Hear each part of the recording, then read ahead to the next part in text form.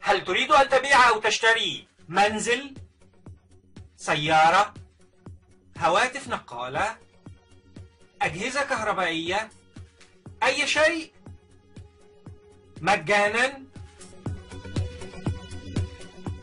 الحل سيلت فور مثل الوسيط ولكن مجانا. ممكن تطمن فيه. شاركت قوة ضد التحرش في فعاليات الجمعة 25 من يناير، وحاولت إنقاذ 19 فتاة من الاعتداء الجنسي. 6 منهن احتجن رعاية طبية بعد إنقاذهن وصلت إلى استئصال الرحم في إحدى الحالات. الجمعة اللي فاتت كنا لا نتعدى ال 50 60 واحد مثلا، وقدرنا نصد 19 حالة وعناية طبية وبنلبسهم ونعمل كل حاجة.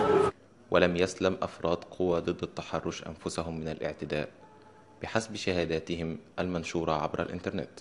في سلاح كان موجود، كان في خرطوش ومطاوي وسنج وكل حاجة كانت موجودة. في ناس اتعورت جامد.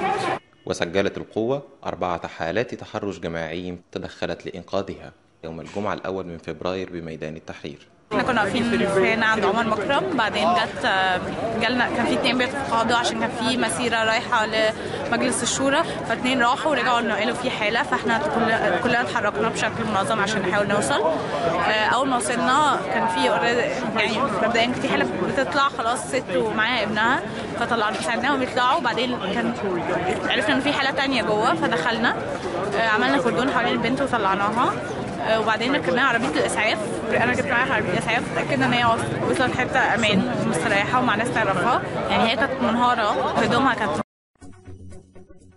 هل تريد أن تبيع أو تشتري منزل، سيارة، هواتف نقالة، أجهزة كهربائية، أي شيء مجانا؟ الحل سيلت فور مثل الوسيط ولكن مجانا.